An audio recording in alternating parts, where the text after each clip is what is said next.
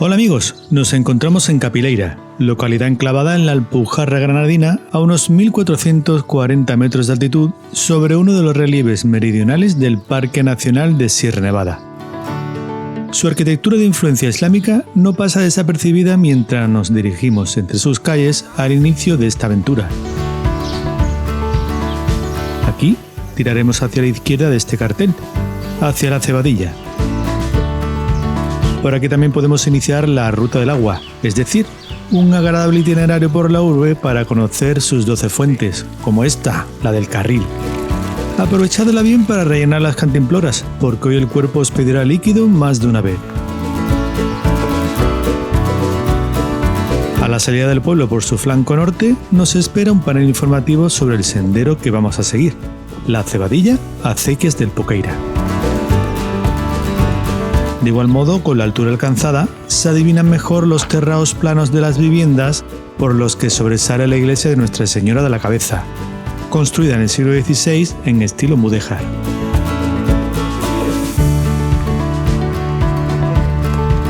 Ascendiendo con exigencia un poco más, descubrimos un pueblo de Capileira que asoma al escarpado barranco del Poqueira y que mira sin temor al horizonte cerrado por la Sierra de Lújar. Precisamente, en esta primera parte de nuestro ascenso al Mulhacén tendremos que recorrer varios metros paralelos a este barranco, procurando que el vértigo no nos domine. Desde luego hay algunos puntos calientes donde la caída es considerable. Así que cuando veáis que la senda se acerca mucho al precipicio, mejor retiraros unos centímetros de ellas hacia el lado opuesto por si acaso.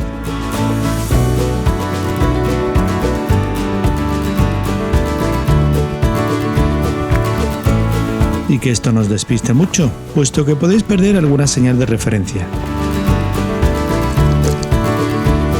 Nosotros tomamos unos metros un camino erróneo descendente, aunque pronto nos dimos cuenta que no llevaba a ningún sitio y corregimos el rumbo. El camino correcto os llevará a la Acequia de los Lugares, una manifestación de arquitectura hidráulica que permite gestionar y aprovechar el agua proveniente de la alta montaña. La genialidad de estos canales de agua se la debemos a los árabes, grandes conocedores del manejo de este líquido, que en su época de dominación de la península consiguieron con estos sistemas regar cultivos o abastecer diversas albercas con los que satisfacían las necesidades de la población y animales. Las acequias también permiten filtrar el agua por el terreno para llegar a cotas más bajas, produciendo pastos o manantiales.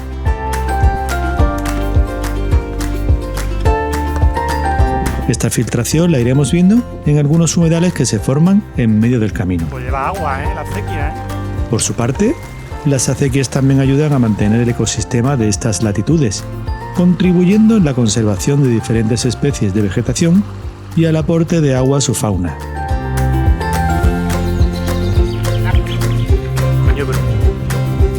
Continuando el trayecto, dejaremos esta acequia de los Lugares navegando a nuestra derecha, oculta por los niveles del terreno y la vegetación, aunque sentiremos muy cerca su presencia por los continuos humedales y filtraciones que presenta el firme.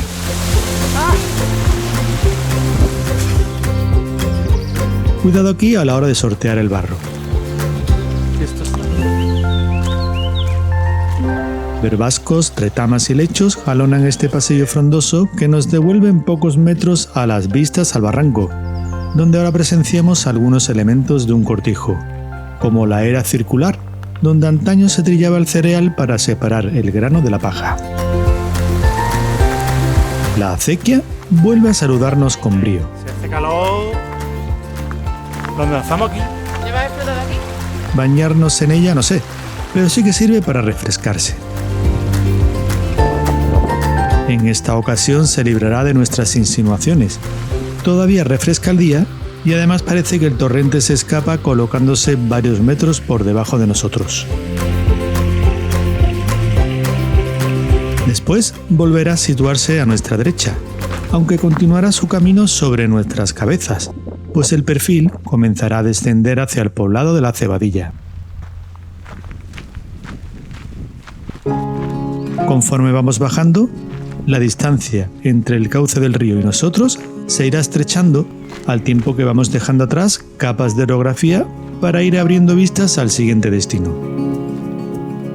El núcleo de Casas de la Cebadilla es un pequeño poblado que se construyó en los años 50 del pasado siglo para los trabajadores de la central hidroeléctrica del Poqueira. Desde la distancia, sorprende ver cómo se distribuyen las viviendas sobre el abrupto terreno. Se hicieron infraestructuras relevantes, como este puente sobre el barranco de la Cabeñuela, un afluente del Poqueira.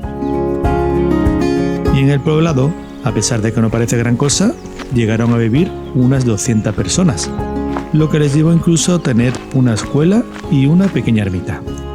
Hoy el pueblo se nos muestra abandonado. En cuanto los trabajos en la central fueron decreciendo, sus habitantes empezaron a migrar, dejando solo el recuerdo de los muros que se mantienen en pie. No obstante, todavía hay varias casas que son utilizadas por el personal de la central hidroeléctrica y que se dedica a las labores de mantenimiento. Para llegar a esta generadora de energía, todavía hay que cruzar un par de puentes que salvan el río Poqueira. El primero de ellos permite acceder al margen izquierdo del caudal, donde un poste de señalización nos indica que el destino de hoy dista a unos 5.700 metros. Parece mentira que en un lugar tan angosto al ser humano se le ocurra construir esta infraestructura, pero precisamente son las características de este terreno las que hacen que nos adaptemos para aprovechar la fuerza del agua. En el pasado, esta pequeña central eléctrica abastecía solo a la localidad de Capileira y hoy su producción se destina a la red general.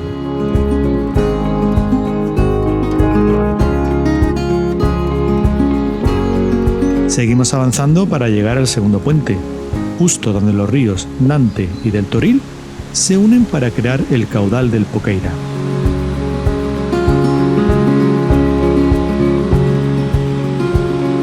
Y por extraño que pueda parecernos, el agua que mueve las turbinas de esta central no proviene de estos ríos, sino del río Veleta, que fluye a mayor altitud llenando una cámara de carga a 2.100 metros de altitud. De esta cámara de carga parte una larga tubería que desciende llevando el agua hasta las turbinas de las instalaciones. El camino vira hacia el noreste, tomando el curso del Nante, que muy pronto cruzaremos por un nuevo puente.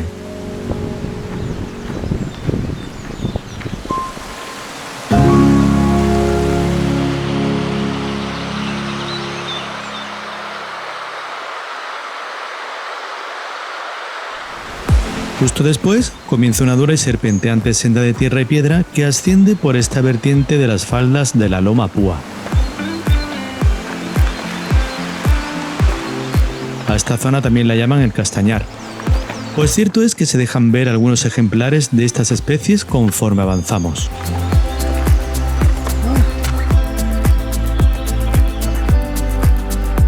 Por su parte, las pendientes, que a veces llegan a superar el 30% de inclinación, nos permiten ganar altura con rapidez. Mira cómo se ve de aquí el cañón, Esto conlleva la aparición de inesperados miradores en los que divisamos ya muy por debajo a la central eléctrica y podemos contemplar mejor las angosturas del barranco del Poqueira al sur y las del Nante al norte.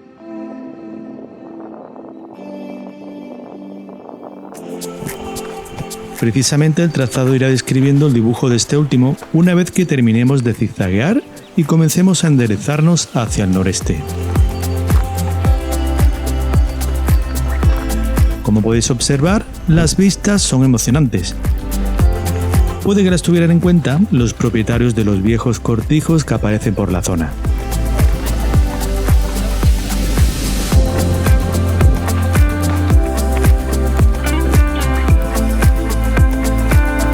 La pendiente por aquí, rondando los 1.700 metros de altitud, se suaviza un poco, cosa que agradecemos, tanto nosotros como los animales domésticos que deambulan en las proximidades. Estas no son las cabras montesas pirenaicas propias de Sierra Nevada. De esas veremos algunas, pero a mayor altitud. En estos metros escasos de arboleda se dejan ver ciertas especies de flora como el escaramujo o rosal silvestre. Y ya que estamos a cielo abierto, si os fijáis bien al fondo del horizonte, podemos ver la mole del macizo del Mulhacén, aunque la cumbre que se aprecia es la del Mulhacén 2, de 3.360 metros de altura. El sendero desciende ahora con el propósito de colocarnos al mismo nivel que el río Nante, que juguetea entre las piedras para encontrar su rumbo.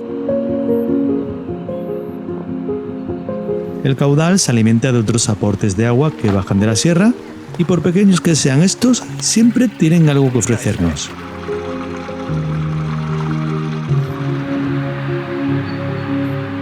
¿Qué le va de comer a la mariposa? Ahora sí, nos ponemos a la altura del río, que en este punto se bifurca en dos corrientes para adaptarse a la orografía. En este sentido, tendremos que atravesar dos pasarelas contiguas hechas a base de piedra, cemento y madera para poder cruzar al otro margen y salvar esta especie de isla. De hecho, siguiendo el curso del agua en sentido ascendente, hay otras ruinas conocidas como el Cortijo de la Isla, por estar levantado próximo a esta localización. No tardaremos mucho en llegar a ellas y pasar a la derecha de sus muros. El Nante se convertirá en nuestro compañero de ruta en los casi 2 kilómetros siguientes, encajonándonos en bonitos y frondosos senderos y dándonos la oportunidad de disfrutarlo por los dos flancos.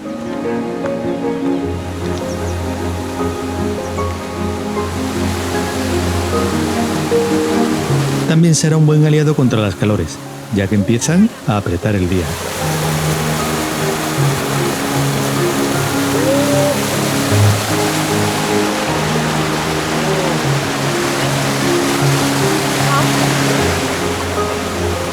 Es un recorrido para dejarse llevar por el murmullo del agua, pero manteniendo alerta el resto de sentidos. Sobre todo el de la vista, que no puede resistirse a las bondades de la naturaleza. A veces solo hay que parar un momento para ver más allá de las miradas. Qué cierto es que el agua es vida.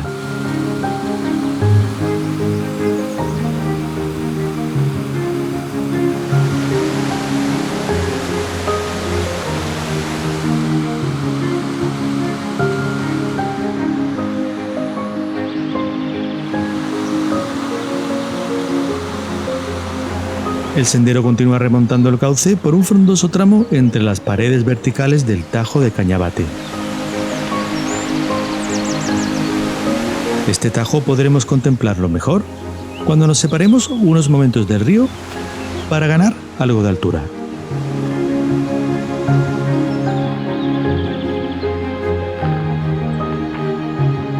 Con esto evitamos un tramo inaccesible, pero pronto regresamos al lecho del Nante.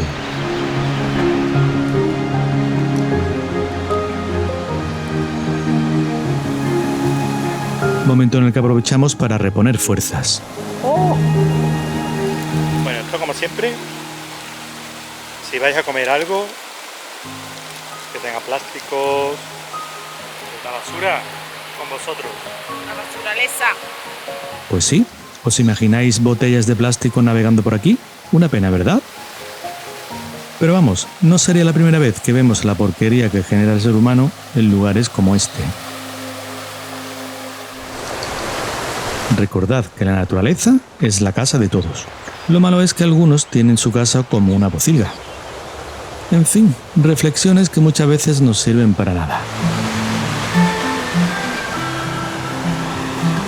La ruta vuelve a separarnos unos metros del cauce, internándose en laberínticos pasillos vegetales que convierten el paseo en algo estimulante.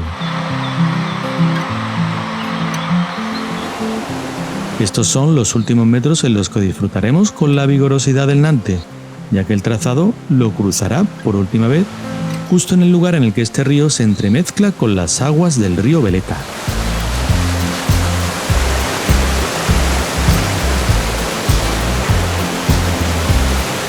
Nos deleitamos unos segundos observando los saltos de agua y nos preparamos para afrontar la parte más dura de la jornada.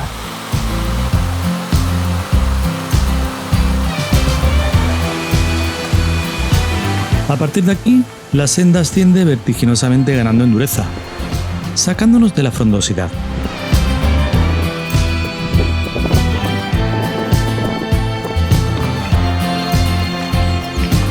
Haciendo un alto para tomar aire, observamos que el agua fluye en la orografía por los distintos barrancos que nos rodean. También divisamos los muros del Cortijo de las Tomas, que ahora mismo desde aquí parecen inalcanzables, pero al que llegaremos pasito a pasito. Por de pronto, para endulzarnos el trayecto, el recorrido nos hará cruzar un nuevo cauce, el río Seco.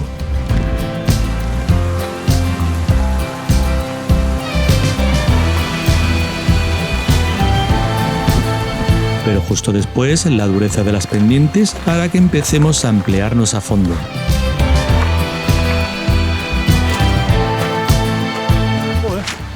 Sin apenas darnos cuenta, la depresión por la que navega el río Nante queda ya muy por debajo de nuestras miradas, y la ganancia de altura sigue su escalada con muy pocos metros de tregua.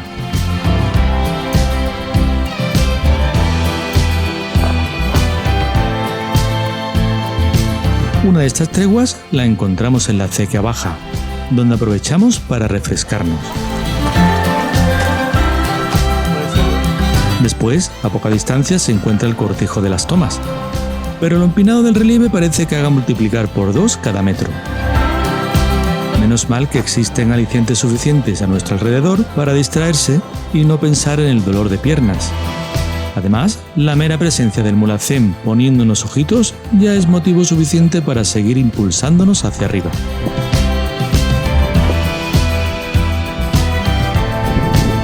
Superado ya el Cortijo, nos situamos a más de 2100 metros de altura, con un poco menos de aire en la atmósfera, pero con ganas de seguir descubriendo cotas como los agudos puntales de Laguna Larga y de La Caldera, de 3.153 y 3.222 metros de altitud, respectivamente.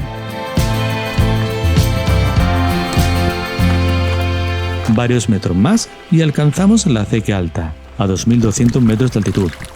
Por aquí realizaremos el viaje de regreso a Capileira una vez que descendamos del Mulhacén en la jornada siguiente.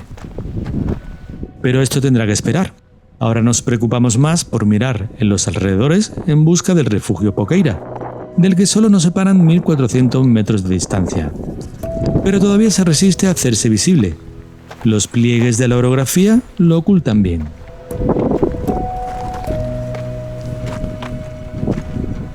Os voy a decir la verdad. En este momento me entró una pájara tremenda, y todo por querer subir más rápido de lo debido. La boca espartajosa. 2.380 metros de altitud. Se nota, Parece que vas andando y te vas quedando en el mismo sitio. Nos queda muy poquito para llegar al refugio. Y menos mal que no está haciendo mucha calor, menos mal. A esta altitud, tomaros las subidas con calma e hidrataros muy bien. Afortunadamente, me recuperé decentemente y pude disfrutar de esa primera vez en la que el refugio Poqueira se pone al alcance de tus ojos. El refugio. En medio de este paraje, este estupendo establecimiento es más que un hotel de 5 estrellas. Aunque lo tenemos a la vista todavía, faltan algunos metros de subida, sobre todo los que conciernen a la depresión que forma el barranco Peñón Grande, cuyo arroyo desciende desde las cumbres de la Hoya de la Iglesia.